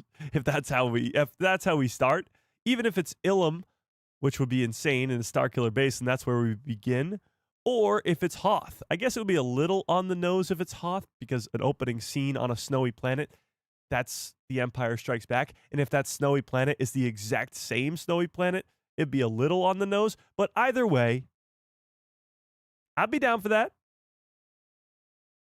If the opening scene is all about the snowy planet and everything from 20 minutes into the film and on is completely a surprise to us, that would be wild. That would be insane. I like that theory a lot. I really, really do. This is where the fun begins. But Nal Hutta being involved, or possibly being involved, is pretty interesting because there's at least 3 Hutts involved in this movie. And from all the marketing, all the merch leaks that we've talked about today, which there was a shit ton of them, none of them involved the Hutts. Not a single one. Now, I have no idea. Zero idea at all as to why Stinky the Hutt would be a part of this story, or even why the twin Hutts would be a part of this story, but clearly they are, because you wouldn't put them in the poster, you wouldn't put them in the trailer if that wasn't the case. Manning Film, what's up? How we doing? I appreciate you. I appreciate you. So, there's that. What we just looked at was... All right, now let's talk about the trailer coming soon. and then we'll get to the Star Wars Galactic Racer thing. All right. So, this is coming from Bespin Bolton. The Mandalorian and Grogu trailer is reportedly coming soon. So, this is what I was talking about pretty much all stream today, that next week, this coming week right now, we are going to be getting a new Mando trailer. Okay? So, let's take a look at this. After over a year and a half, half a year, since the first Mandalorian and Grogu movie, or first Mandalorian Grogu trailer was put out by Lucasfilm and Disney, we might be getting a big one in the not too distant future. Now, the next trailer for this movie is going to be the groundbreaking, plot-telling trailer that's this big, huge thing. Like, that's what we're expecting this next trailer to be. Give us a ton of information, hopefully show us what's beyond those first couple scenes, and just give us more information. Last weekend, Lucasfilm and director Jon Favreau led a big game ad to promote the film. It missed the mark for a lot of Star Wars fans, for the big reason being, well, people expected more, a lot more. So that's just not what we got. It performed poorly in terms of engagement with the wider audience as well, according to data firm that that Disney works with. So it didn't perform well because people weren't expecting a Budweiser commercial with Tauntauns on Hoth. But we wanted a new trailer. A new trailer is there with a lack of one last weekend. So maybe, I guess, this is being pushed up. I wonder if that's the shift that's happened because of the reaction to the last trailer, but I guess only time will tell. So here's what the Hollywood Reporter had to say. Don't worry, Star nerds. Sounds like a personal attack. There will be a new trailer out very soon. So what does very soon indicate? Well, I guess to many, that means next week. Now, whilst there is no date that is given here, it is not a huge surprise. As we previously said, theatrical release typically get official trailers 6 to 8 weeks before its release. Plus, Lucasfilm and Disney kick off their marketing this week with all the merch and all that Jon Favreau interview and everything like that. So it makes sense for a trailer to follow that. Lots of new toys and merchandise were revealed yesterday. Jon Favreau at the New York Toy Fair, all that, blah, blah, blah, blah, blah. So, new trailer out very, very soon, according to the Hollywood Reporter. Now, I thankfully have a very great inside source. And so we're going to bring her on today because she's got all the answers that anybody could possibly ask her. And it's just the greatest source that we could ever possibly have. So, and it is Valentine's Day, so you might as well bring her on today. And you guys have been asking for her since I've been sick and blah, blah, blah, blah, blah. Because Ron and Jimmy aren't enough, I guess. Love you, Ron and Jimmy. But brought back due to popular demand. Drum roll, please, Chad. Drum roll, please! The greatest source who's going to give us all the answers on everything we need to know about the Mandalorian and Grogu. Samantha. Oh, wait, let me turn on your microphone.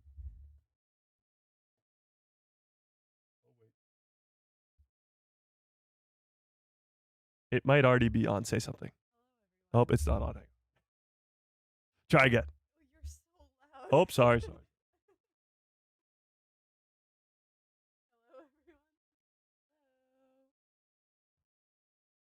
Hello, can we hear me? Aha, I did it. Okay. All right. Am I really loud still? No, you're good Okay, now. good. Oh, that was a jump scare. Sorry. It's okay. We fixed it. Hello, everyone. Long time no see, and happy Valentine's Day. There you go. Okay. So we're hoping you're going to give us all the answers that we could possibly imagine. I don't know why you'd be hoping for that. Because you need to know them.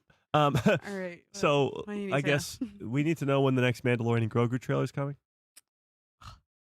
See, well, let me I'll show you this. This is coming from the Hollywood Reporter, which is a very, very, very good source. Okay. And they say trailer very soon. Very soon. Very soon. When? Can you? When is this from? This is from yesterday. This is from yesterday. Yeah, yesterday.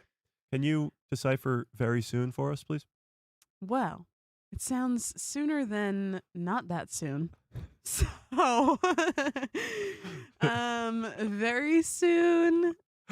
The last trailer we got was the Super Bowl. When was the last trailer we got before that? Well, the last trailer for the Super Bowl was a 30-second Budweiser ad that fans were really upset about. Right. The last actual trailer we got was September. Right. So 6 months ago. Okay. And the movie comes out in 3 months. Okay, then I would say less than a month is very soon, in my opinion. I'll take it. Less than a month would be fantastic. I was hoping you would say tomorrow, but that's okay. Oh, sorry. Well, that is less than a month. That is less than a month. technically. Yeah, You're absolutely right. I know. I mean, that's why we brought you here. Right. Yeah. Um, Of course. So, yeah. No, if you guys have any questions, absolutely any questions about Star Wars at all, she can answer them. I can give you an answer. An answer. If I that's didn't what say it you- was a correct answer. I said she can answer them. I can tell you something. Yes. Okay. So with that, very, very soon, I think it is very likely that we're getting it this coming week. I think a lot of it might have been pushed up due to that reaction to the Super Bowl trailer. And we just got an insane amount of merchandise that we looked at all today. Oh my God. We looked at thousands. Okay, not thousands. We looked at tens of merchandise of action figures and all this other stuff. But the biggest thing, which you haven't even met him yet, which is, it's okay. Wait, what the hell? Okay. You haven't even met him yet, but Carson Teva, it was revealed he will be in this movie, which is big, big, big news, because if he's going to be there, then anybody can be there, and that's, the best part. But Right. you came in the perfect time because we are pretty much done talking about the Mandalorian and Grogu news, Okay. and you haven't seen the Mandalorian yet. I have However, not. since we've last spoke with you, and since chat has last seen you, you've watched quite a bit of Star Wars. I have. I don't really recall last time you were on here what you had seen. I know we went over Kenobi, maybe. Yeah, I think so. I just don't know if we had finished Kenobi. Oh, okay. So, well, let's just talk Rebels then, because as the chat knows, Rebels is by far my favorite Star Wars show or Star Wars anything. Yep. Ever. Yep. And you are now 2.5 seasons in. You're halfway through season 3. So no spoilers in the chat for season 3.5 and 4. Please. Please. We've gone this far. Yes. But for the next 100 days, because it's about 100 days until the Mandalorian and Grogu, we have to watch, and let me just bear with me here. Rebel season 4. Okay. Andor season 1 and 2.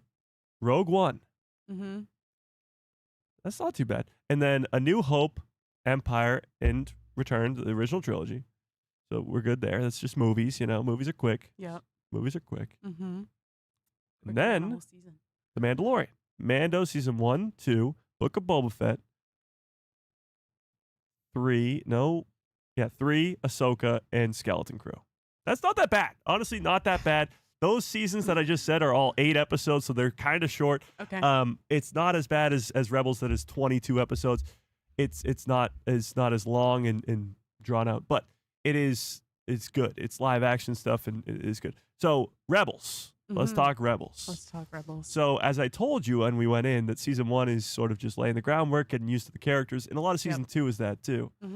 But your favorite character is Ahsoka, and Ahsoka came back in great. season 2. Yeah.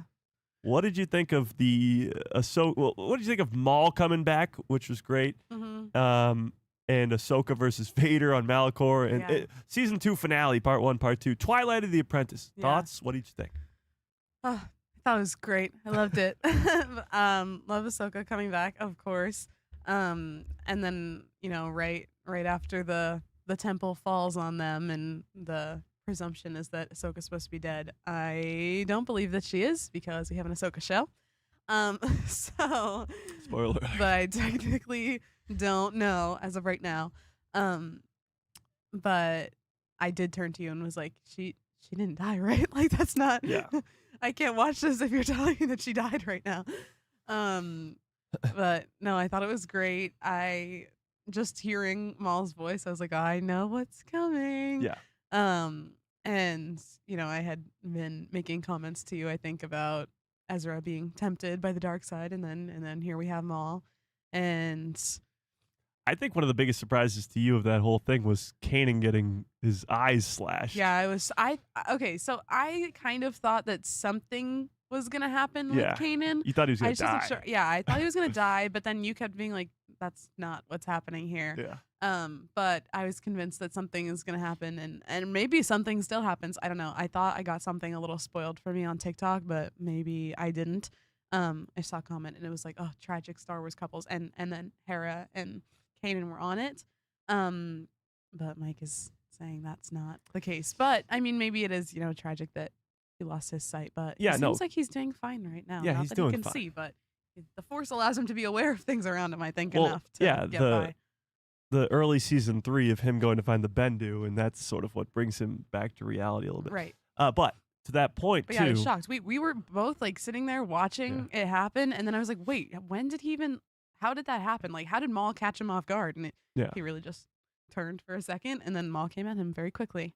Yeah. Sneaky man. Yeah. So to that point, and again, we're watching this goodbye of Hera and Kanan, and he's like, we will see each other again, and then he loses his sight. And they technically don't. They well, technically she sees him. don't. He doesn't see her though. Yeah, heartbreaking. It is heartbreaking. But they're still okay. they're still good. Mm-hmm. Yeah. So we got a lot to go for now. Mm-hmm. I guess we'll just leave it at that because you haven't seen the end of season 3. Oh, well, you have been introduced to Grand Admiral Thrawn. Very, Yes. very little, but Grand Admiral Thrawn. And as I'm sure you're aware, Thrawn is the big blue meanie and is very important come the future. Now, you've only seen him a couple times now, but first impressions of the big blue meanie? I mean, I think he's very, very smart, and he's going to be an issue for our rebels. He's already been being an issue for them.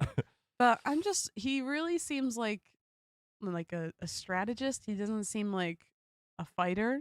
I haven't seen him fight yet, at least I'll say. Yeah. So there were some moments, like in one of the episodes that we were just watching was when they were infiltrating I don't even know what you would call it on Lothal. The factory or whatever it was. Yeah. Where I was like, couldn't they just like catch him off guard? Like, how unrealistic would it be for them to just get their lightsaber out right now and end that issue for them? But they didn't do that. Yeah, they would have died. They're inside of an Imperial factory. They would have. I guess, but they get out of everything. So I'm like, they could have gotten out of it somehow. They're very smart. They get out of everything until they don't. Yeah, that's true, I guess. But no, I think he's very smart.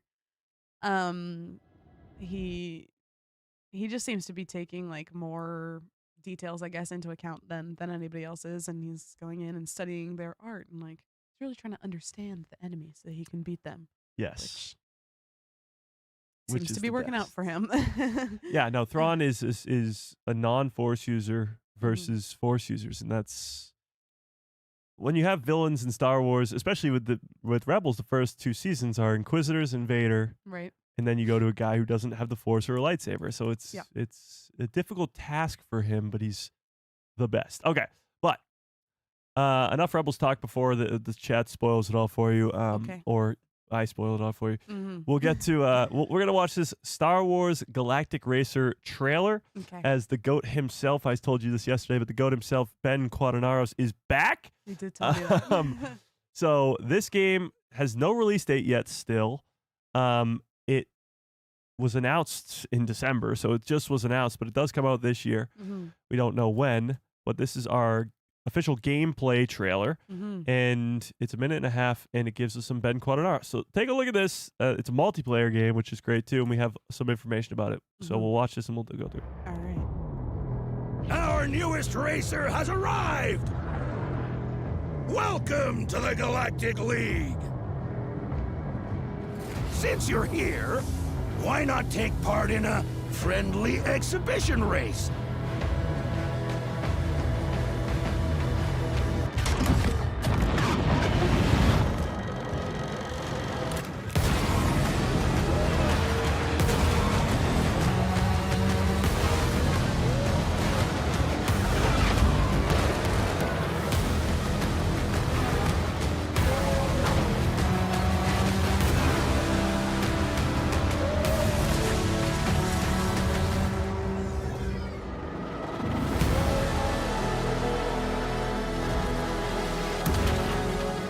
Impeding!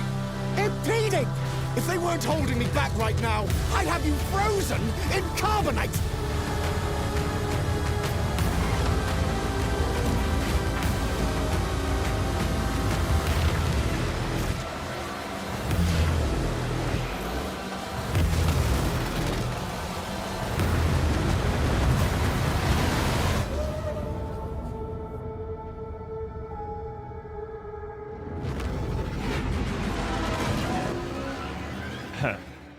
And there he is, the GOAT himself. So it's not just Ben, obviously, because he's the GOAT, but we already knew Saboba was coming back, and that's his pod race right back there, as you can hear the iconic. So there's that. But there's a lot going on in this trailer, actually, from ships. Like, Welcome to the Galactic... I wonder if you're going to be able to customize your own ship as you fly place to place, because later on in the trailer, we do see a very Millennium Falcon looking ship. Where was that? Oh, right here. Yeah. So that ship right there looks very Millennium Falcon-esque. It's definitely not, but it's almost like you could customize your own version of it and then fly to each planet, because there's clearly different planets going on in the trailer. But very action-packed. Graphics look great. Obviously, this is just gameplay footage and whatever, but I'm guessing you'll be able to customize your character. This, I think, is the campaign character. I forget his name now, but... Not take part in a friendly exhibition race. It shows you here, at least, just the different variations of speeders you can make, hopefully, and customize. Again, I don't know the full customizabilities of this game, but you look here, you got actual pod racers. You got speeder bikes like Luke's on Tatooine. You got speeder bikes like the Endor speeders in Return of the Jedi. You even got the flags like at Maz's castle and at the pod race, Boonta Eve pod race. But you, again, looks fully customizable there. Like, that's a different character. You even got a Zabrak here. So I hope that each character is very customizable, and the speeder is customizable because it is a multiplayer game and you can get upgrades and buy stuff and hopefully a battle pass and all that. Like, it should be really, really good. I hope that you get to see a good multiplayer Star Wars game, because we haven't gotten one in 5 ever. So I'm really hoping that we get a good one here. We have some information about it. Let me pull this up real quick. But it looks very, very cool. Yeah, this. So, Galactic Racer will feature an immersive campaign with branching paths, so I guess you can kind of choose your own campaign type deal, which is cool. 12 racers in an online multiplayer, so Mario Kart. Love Mario Kart. Yeah, like, I love Mario Kart. And then it's Star Wars, and the two greatest things. Solo time trials, so if you've ever played like a racing game before, you can kind of just by yourself race yourself. So it's like getting your best score on a track type deal. Driving challenges, so I'm guessing there'll be like obstacle course type things. It sounds like there's a lot of different courses here. Obviously, you see Tatooine here, this planet, which kind of looks like Yavin 4, but it's not. An icy planet, Mandalorian. No, well, it takes place in the same sort of time period as Mandalorian. It's after original trilogy, and then this acid-looking planet there. So we don't really know. I believe this ice planet's the one from the first Episode 1 pod racing game, but I don't know. Scenario mode with all new unique condition races. I don't know what that means. And leaderboards. So I'm guessing you could be like the greatest Galactic Racer in the world. I'm sure I won't be because I'm really bad at video games, but I will try my best. You're really bad at video games. What does that make me? I think we have to stream this game when it comes out just to see how bad you are at it. Well, no, you're not. You're not terrible at like Mario Kart. I'm not great at Mario Kart. Yeah, but you're not terrible. I sometimes I forget what the new feature that. Oh yeah, that it they keeps you added on was the recently. tracks. Yeah, I like that. Yeah. keeps you on the tracks and going forward, so you can't turn around. Yeah, I feel like sometimes I get stuck. I don't know. Maybe it'd be interesting for you guys. You can let me know if that's something you want. Well, you also see like if you crash in this game, as you can tell from the you explode and fiery like that'll be you. Yeah. Like, look at this speeder. Like that looks like General Grievous's ship, but that's. See, fiery explode. There goes Samantha.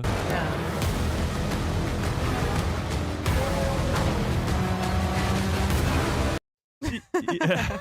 You gotta think that the bigger speeders, like the land speeders, I guess they're all land speeders. The bigger speeders, they have to have like more durability, right? Like if you're on this tiny thing, you should be easier to blow up. But I don't know. Yeah. I'm sure that's the thing. Like the question of how customizable is it? Like, can you upgrade your speeder to have it have more durability? Like that, I don't know. I'm We sure. shall see. Yeah, I'm sure it'll get. We'll learn more quickly, but.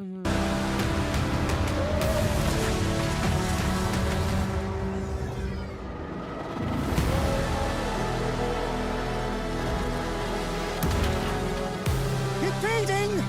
Impeding!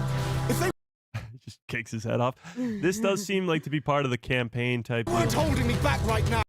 And that kind of looks like Bosk, but it's not. And then we got two tubes looking guy, but it's not two tubes. I'd have you frozen in carbonite. And the Millennium Falcon looking thing. So, I mean, it looks really, really good. No release date yet. It just says coming in 2026. And add to your wish list today. But it is coming from a lot of the same creators as like Need for Speed. Is it Need for Speed? Yeah, Need for Speed. So it's really, really great racing games. And again, from the first trailer to this one, it looks really, really great. I'm just hoping that the customizable aspects are there, not just for your speeder, but for your character as well, because that has been a huge complaint. And as we know, Star Wars fans will find complaints anywhere and everywhere. But let me actually end this poll right now. Let me, just on a scale of 1 to 10, how excited are you for Star Wars Galactic Racer? I know not everybody in here plays video games, but it seems like the hype level for this one in particular is pretty dang high. Let's actually put up a poll. Will you be playing Star Wars Galactic, there we go, Racer? Yes or no? The coolest part about this is that it's multiplayer. So like we can all play together, or at least 12 of us can play at the same time together as the Star Wars community. And it's the same reason that Battlefront 2 is still so large, because it's a multiplayer game and people can get on with other Star Wars fans and play. Now, it's not a Battlefront 2 type game. You're not going around with a lightsaber or a blaster, so it's not nearly, I think, as fun. But racing games have their spots. Mario Kart is still like one of the most high-selling video games of all time. Maybe it's because it's Mario, but either way, it's definitely going to help quite a bit. And it's more so if you're into video games or not. But as you can see, there's some pretty big hype in the chat for it. You got some 7 out of 10s, 9, 10, 1, of course, 6, 8, 7.5. So people are pretty excited for this game. And if you're a video game fan, if you like at least having a multiplayer Star Wars video game, this is something you'll be looking forward to. I'm more looking forward to Zero Company. That's interesting, because Zero Company, to me, I'm not interested at all. It's a turn-based tactic game, and those are just not my deal. And I don't think that's multiplayer either. So all depends on microtransactions.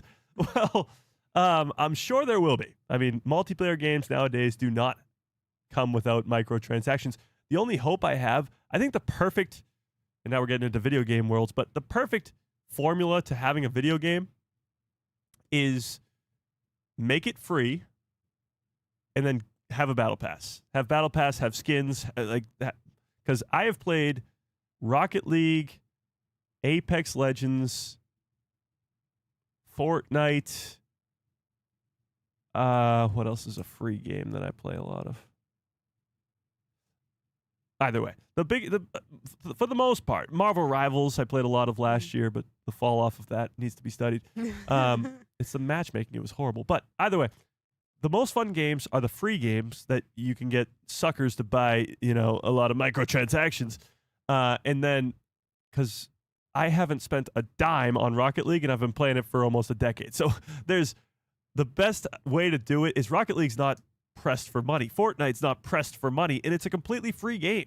So I think that's the way to go about this. I'm sure Galactic Racer will not be free, but if they want to make, because it's a campaign game too, so it probably won't be free, but if they want to make, I feel like the most amount of money, you make it free, and then you have the battle passes and the skins and all that. Yeah. Because people who want to spend money on it will still spend money on it, and then you're just opening up your audience of people. Oh yeah, They I know. can play. I know plenty of people who spend a lot of money on video games that are completely free.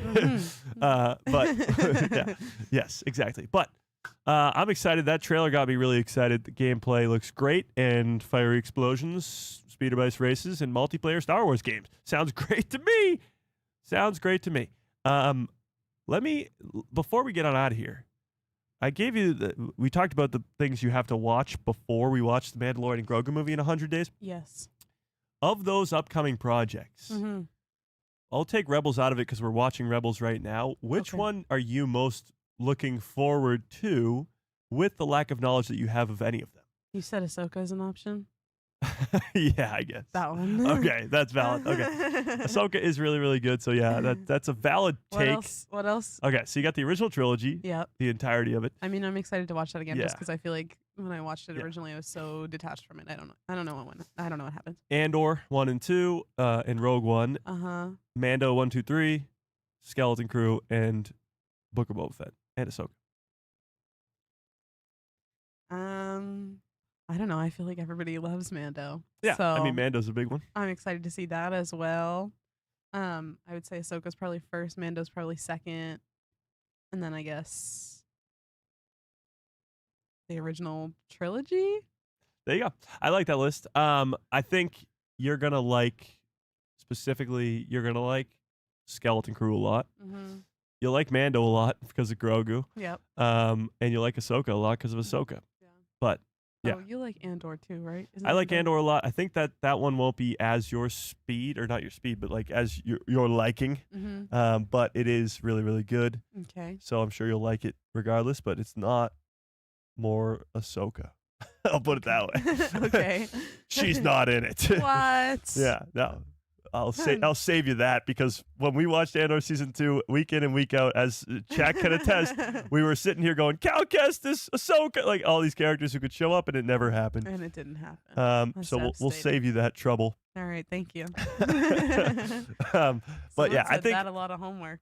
you That's got a lot of true. homework, that's for sure. I don't know if we're gonna make it. We'll make it. We'll make it. Okay. We'll make it. All right. We'll make it. We'll make it. Okay. But yeah, you'll like Skeleton Crew a lot, I think, and you'll like Ahsoka for sure as Mhm. well. But Can't wait to see Ahsoka again. Whenever that is next. whenever that is. Sometime in Rebels.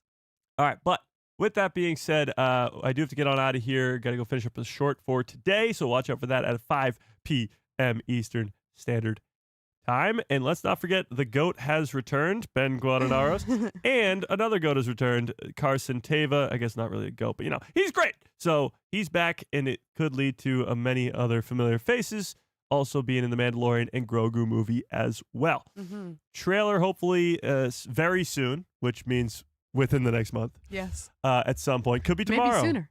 Maybe the next day. Maybe the next day. Mm-hmm. Maybe the day after that. But either way, very, very soon, getting a lot more Mando stuff.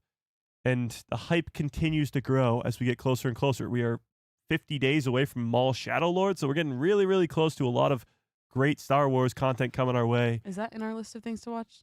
No, we don't have to watch that before the Mandalorian and Grogu movie, but you might, you're up to date on Maul to that point, so you Okay. can watch it as it comes Because right out. now we're Past it, that. yeah. Because it takes place before Rebels, way Right, before Rebels. Right. Okay.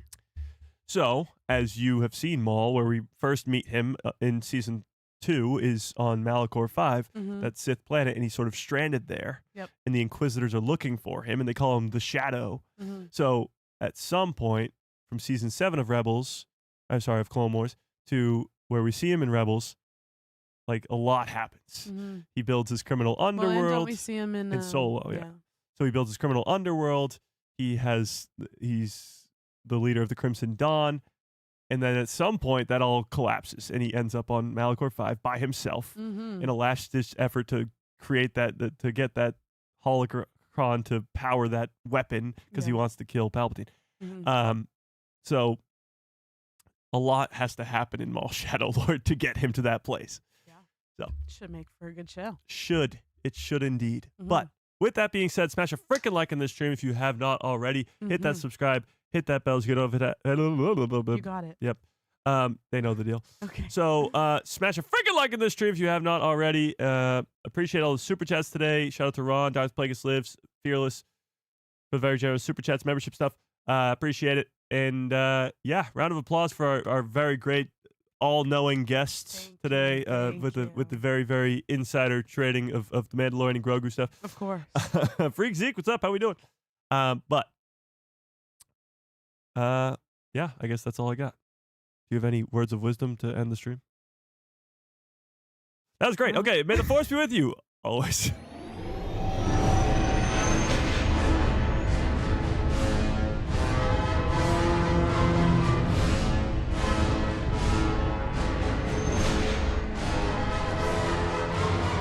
That's crazy. I don't know what I'm paying Chopper, but he fixed the hyperdrive and it worked today. I literally didn't change a single thing, so he must have done it by himself. Finally, after weeks and weeks, it works. What a great stream! What a great show! This was a fun one, to say the least. We talked a ton of Mandalorian and Grogu, but we had tons of new merch, tons of new everything that gives us so much information about a movie we know so little about, and it comes out in 3 months. Yikes. Okay. Well, happy Valentine's Day to all of you. Yes, people are even saying happy Valentine's Day to you. Happy Valentine's Day, everyone. And yeah, all right. With that, keep the conversation going in the Discord, and I'll see you guys on Tuesday or before then with a video. But either way, until next time, hope you have a great rest of your evening, great rest of your lives, and good night, everybody.